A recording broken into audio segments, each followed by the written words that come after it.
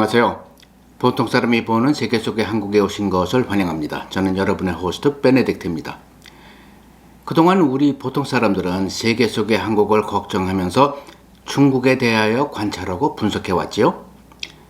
그런데 이제는 유튜브 선상에서만이 아니라 마이클 베클리, 로버트 카플란, 파리드 자카리아 등 저명한 지정학자들과 유력한 학술 잡지들도 중국이 몰락하고 있다는 것을 기정사실로 받아들이는 것 같습니다. 2022년 12월 19일자 Foreign Affairs에 실린 기사 하나는 어떻게 중국이 이 지경까지 왔는지를 흡사 교과서처럼 상세히 친절하게 나열하면서 승승장구하고 있는 중국이 아닌 돌이킬 수 없는 몰락의 낭떠러지에 막다른 중국이 세계의 질서와 평화에 끼치는 위협에 대하여 분석하고 있습니다. 즉, 코너에 몰린 쥐들이 그렇듯이 중국이 앞으로 어떤 행동을 할지를 계산해 볼 때 더 위험해졌다는 얘기죠. 그동안 중국에 대하여 셀 수도 없이 많은 기사 논평들이 나왔지만 이 Foreign Affairs 기사가 하도 잘 정리를 해주고 있어서 여러분께 소개를 해드리고자 합니다. 잠시 지난 40여 년 역사를 되새겨 보십시다. 역사를 감안하지 않은 지정학적 계산은 있을 수 없는 것 아니겠어요? 1976년 모택동이 사망한 이후 중국은 희대의 지도자를 만납니다. 등소평이죠. 그와 그의 후계자들 장쩌민, 후진타오를 거치며 중국은 역사적 굴기를 맛보았지요. 우리가 잘 아는 사실입니다. 지정학자, 역사학자들은 그 이유를, 그런 성공을 할 수 있었던 이유를 이 지도자들의 다음과 같은 정책들에서 찾습니다. 첫째로 시장을 개방했습니다. 다 아는 얘기죠. 둘째로 모택동 1인에게 집중되어 있던 권력을 분산시켰습니다. 셋째로 정부 부처들이 서로를 견제하도록 했습니다. 우리 데모크라시에서요. 상권 분립. 네 번째, 정부 내에서 토론 문화를 심었습니다. 다섯 번째, 처음으로 데이터에 의거한 정책을 만들고 실행하기 시작했습니다. 우성화된 한 명 지도자의 주관적 생각에서 벗어나서 나라 운영을 하기 시작한 것이죠. 여섯 번째, 등소평이 발톱을 감춰라 한 말을 따라 위협적이지 않은 외교 정책을 추구했습니다. 이러던 것이 2012년 새로운 한 명의 지도자를 만나면서 송두리째 바뀌었습니다. 시진핑입니다. 그는 집권 후 10년 동안 첫째, 권력을 그 자신 한 명에게 집중시켰습니다. 모택동, 북한의 김씨 왕조와 마찬가지로 우성화를 동반했지요. 둘째, 정부 관료들이 윗선의 사실을 사실대로 고할 이유를 말살했습니다.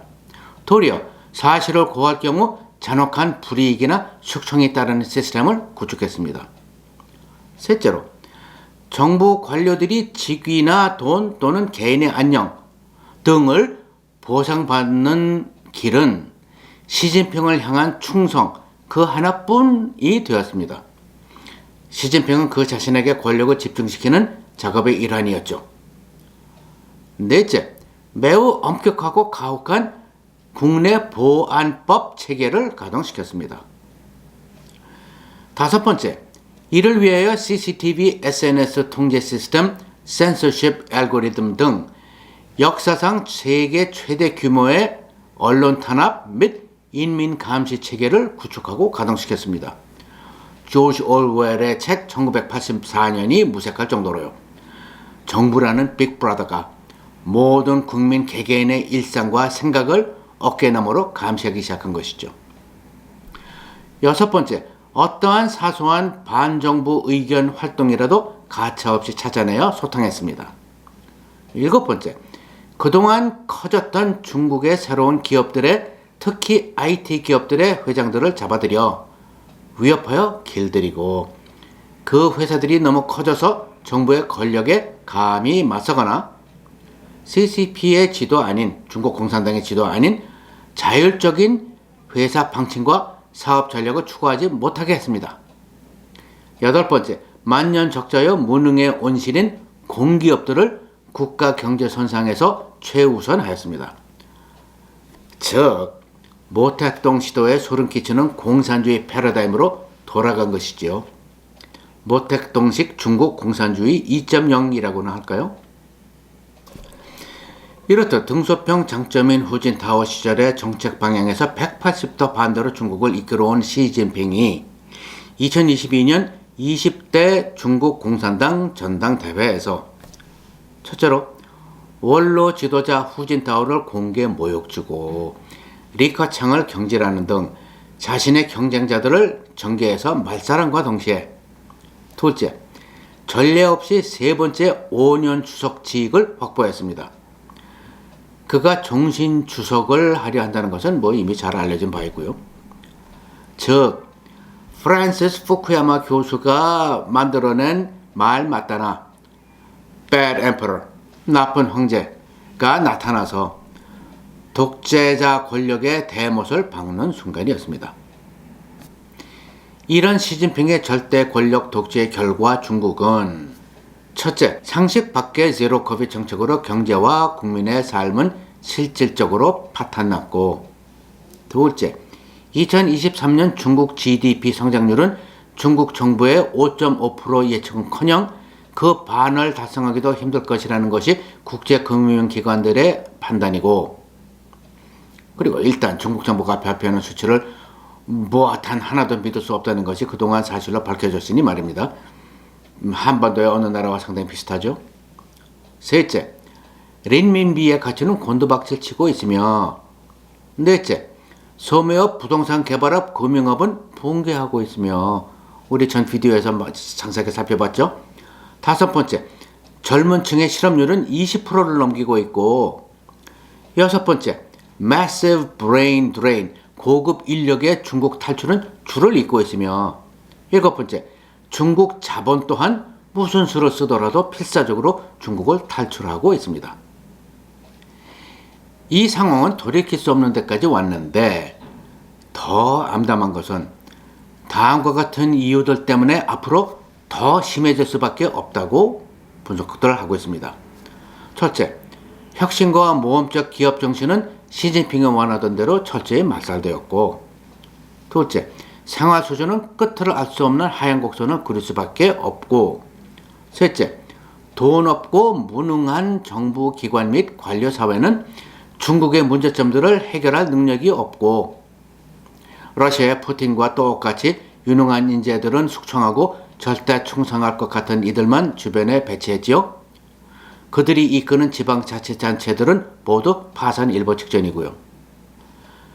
넷째, 돌이킬 수 없는 중국 인구 구조의 변화는 우리가 전에 살펴본 것처럼 2050년이면 지금 인구의 약 50~60%까지 줄어들 수밖에 없다고들 계산합니다.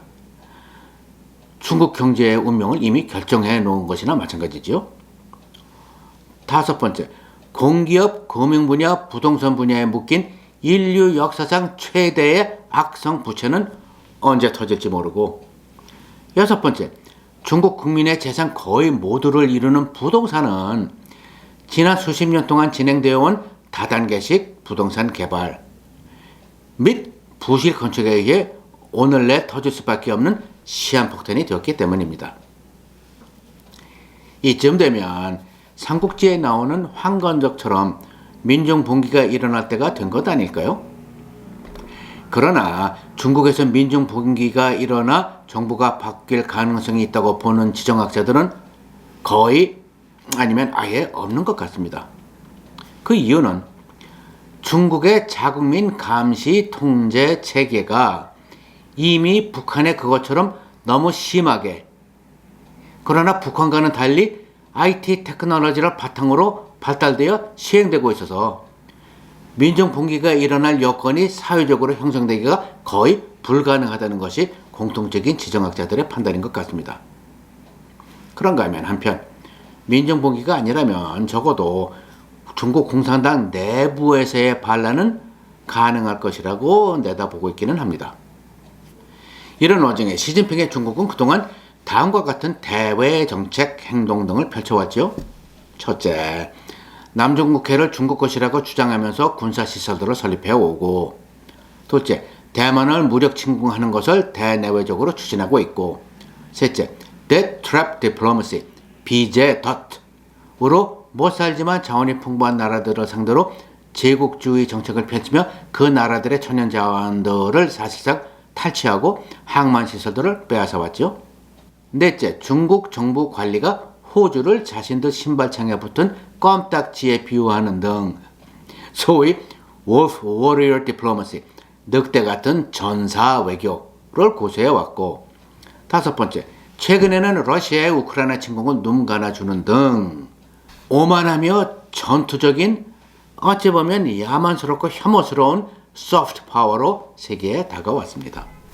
그 결과 첫째, 중국의 소프트 파워는 최악에 다다랐고, 둘째, 놀란 일본, 인도 등 주변 국가들이 경쟁적으로 군비 확장하게 만들었고, 셋째, 그들 국가들이 생존을 위해 미국의 핵 우산 등 미국의 안보 테두리 안으로 자진해서 피신하게 만들었고, 넷째, 쿼드, Quadrilateral Security Dialogue 내지는 아우쿠스 등 안보 협의체들이 형성되게 만들었습니다. 이렇듯 경제적, 사회적 몰락선상에 있고 외교적으로 따돌림 받고 있는 중국이기에 지정학자, 정책 위반자들은 앞으로 중국의 결정이나 행동들이 매우 불안정할 것이라는 결론에 이르게 된 것입니다. 시진핑은 첫째, 중국 굴기, 둘째, 대외적으로는 중국 독재 권위주의의 우월성, 셋째, 대내적으로는 중국 공산당의 infallibility, 중국 공산당이 하는 결정은 모두 옳으니 토다지 말고 따라오기만 하라라는 주의, 넷째, 중국이 곧 서방을 추월하여 세상을 지배할 것이라는 꿈, 다섯 번째, 중국 국민들이 말만 잘 듣고 반항만 하지 않으면 시진핑과 중국 공산당이 잘 먹고 잘 살게, 그리고 세계 모든 이들의 부러움, 존경, 두려움의 대상이 되게 만들어줄 것이라는 무언의 계약, 이것들을 바탕으로 그가 독점한 권력의 legitimacy, 권력의 타당성을 구축해왔기 때문에 중국이 경제적으로 사회적으로 몰락선상에 들어서면서 시진핑이 쓸 수 있는 마지막 카드는 중국 국민의 단순 무식한 애국주의를 자극하는 방법밖에는 없는데, 그럴 경우 시진핑은 미국 등 외국 세력들을 상대로 대만을 걸고이든 남중국해를 걸고든 싸움을 걸어야만 할 수밖에 없는 상황이 될 가능성이 매우 농후해졌다는 분석입니다. 두려운 거죠. 그런데 여기에 미국, 일본, 유럽 등 국가들이 매우 우려하는 디테일이 하나 더 있습니다. 트럼프 대통령 때도 그랬고 지금 바이든 정부 동안에도 그랬듯이 외교 채널을 통해서 보내는 메시지들이 시진핑 귀에 전달되지 않는 경우가 확인되고 있다는 것입니다. 즉 시진핑조차도 모르고 있는 어떤 상황 속에서 불시에 국내외적 문제에 봉착하게 되어서 예측 불가능하고 공격적인 행동을 할 가능성이 매우 커졌으므로 중국을 상대로 하는 국가들로서는 바짝 긴장하지 않을 수 없다는 것이지요. 저명한 지정학자들 간에는 이런 얘기도 도는 것 같습니다. 돈 떨어지고 억압적인 정권이 다른 나라들을 위협함으로써 첫째, 돈이나 다른 양해들을 같이 하려 하고, 둘째, 자신들의 자존심을 부추기고, 셋째, 그 나라 국민들을 장님 만드는 나라가 앞으로는 북한만이 아닐 수 있다는 분석이죠. 중국이요. 인구는 북한의 54배요. 경제 규모는 1000배가 넘는 그 중국이요. 즉, 그 중국이 필연적으로 몰려오는 경제적, 사회적 몰락의 선상에서 앞으로 변형되어 돌연변이 되어서 나아갈 수 있는 방향은 Super-sized North Korea가 될 가능성이 논리적으로 계산된다는 분석입니다.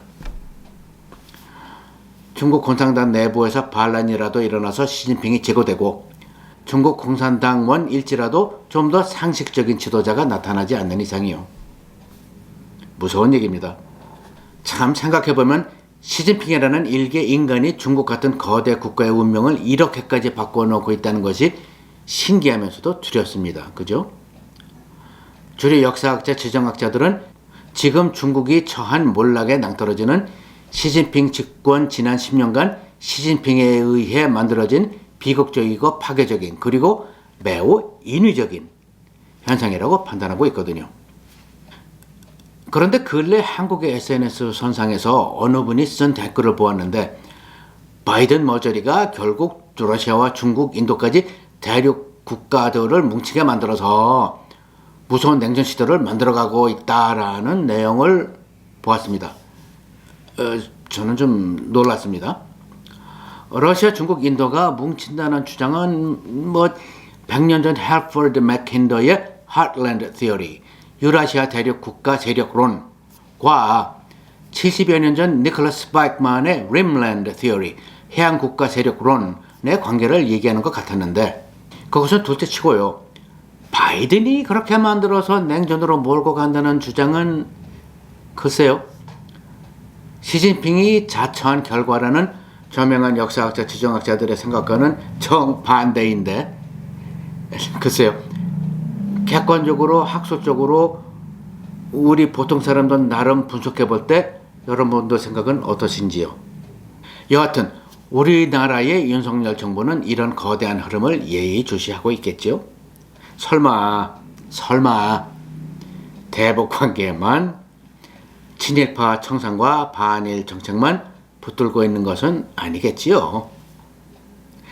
다음 비디오에서는 코너 몰린 쥐의 위협 2 러시아를 같이 생각해 보도록 하십시다. 감사합니다.